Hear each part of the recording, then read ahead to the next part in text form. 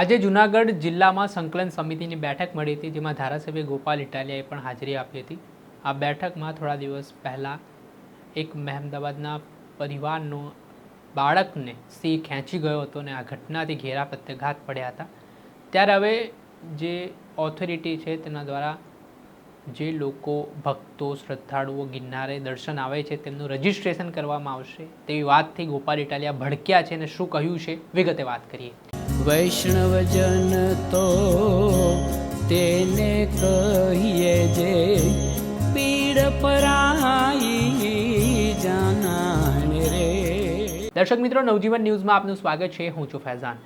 આજથી થોડાક દિવસ પહેલાં જૂનાગઢના ગિરનારના પગથિયે એક કરુણ ઘટના બની હતી, જેમાં વાલીઓ સાથે એક દીકરો છે તે જઈ રહ્યો હતો, ત્યારે પાછળથી સિંહ બાળકને લઈ જાય છે ને આ ઘટનાથી ઘેરા પ્રત્યાઘાત પડ્યા હતા. બાળકનું મોત થયા બાદ પરિવારનું હૈયાફાટ રુદન જોવા મળ્યું હતું.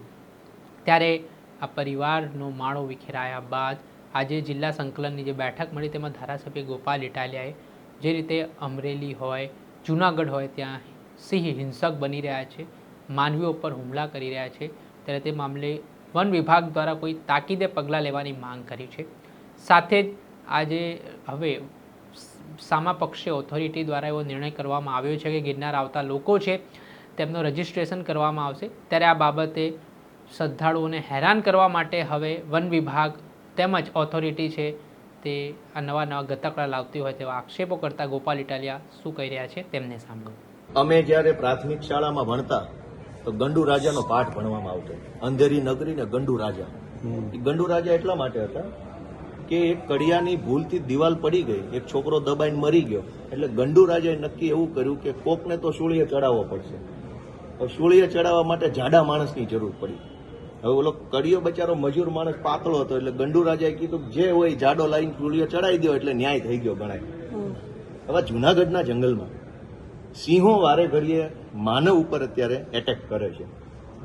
આ પ્રશ્ન કઈ ગિરનારના પગથિયા પૂરતો નથી. રાજુલામાં આ પ્રશ્ન છે, ભાવનગરમાં પ્રશ્ન છે, જુનાગઢ જિલ્લામાં ગીર સોમનાથ બધે પ્રશ્ન છે.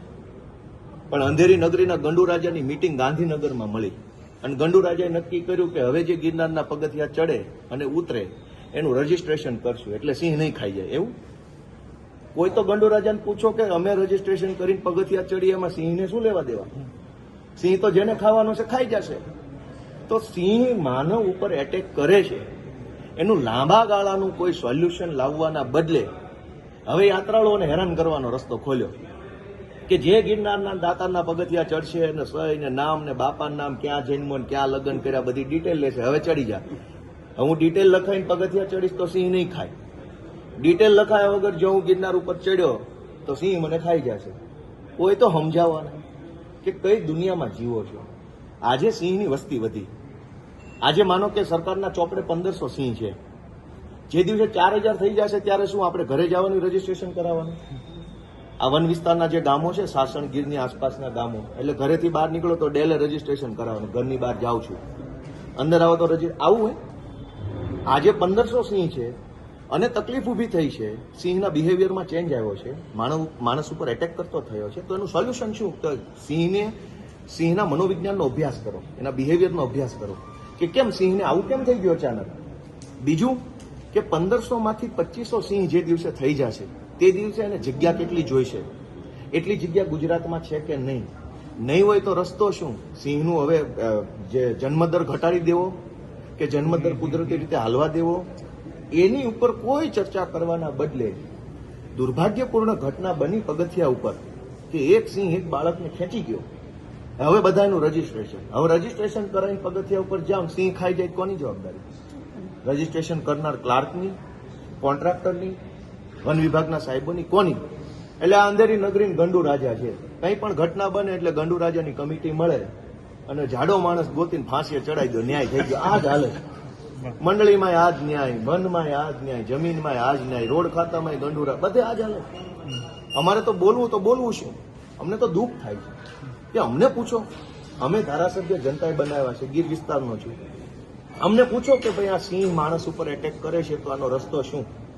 તો અમે અમારા ખેડૂતો પાસેથી સૂચન લઈને તમને કહેતા કે સિંહનું માઇગ્રેશન ઉપર વિચાર કરો, જંગલની જમીન વધારવા ઉપર વિસ્તાર કરો, ગીરની અંદર માલધારીઓ જે રહેતા હતા એના કારણે સિંહને ખોરાક અંદરને અંદર મળી રહેતો હતો. હવે ખોરાક નથી મળતો એટલે એ ગામમાં આવે છે. શરૂઆતમાં જ્યારે સિંહ જંગલમાંથી રેવન્યુમાં આવ્યા તો માત્ર ઢોરનું મારણ કરતા, હવે માણસનું મારણ ચાલુ કર્યું. તો સિંહને ગીર છોડવાની ફરજ પડી છે. સિંહને જગ્યા ટૂંકી પડે છે.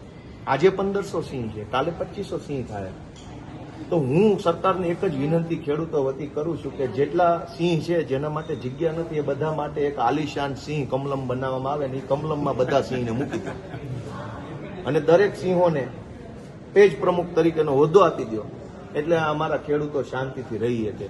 આ શું રોજ ઉઠીને છોકરા ખેંચી જાય, રોજ ઉઠી ખેતરોમાં મારણ થઈ જાય, જંગલ ખાતું આવીને અમને દબાઈ જાય, આ વાત વ્યાજબી નથી. જે આપણે સાંભળ્યા હતા ગોપાલ ઇટાલિયા, જેઓ વિસાવદરના ધારાસભ્ય છે. હાલ તેમનું મોટું નિવેદન સામે આવ્યું છે ને જે સિંહ હુમલાઓ થઈ રહ્યા છે તેને લઈને તેમણે વન વિભાગ તેમજ ઓથોરિટીને આ બાબતે તાકીદે પગલાં લેવા માંગ કરી છે. દર્શક મિત્રો, આવા જ વિડીયો જોવા માટે તમારી નવજીવન ન્યૂઝ જોતા રહો, લાઇક કરો અને વધુમાં વધુ શેર કરો.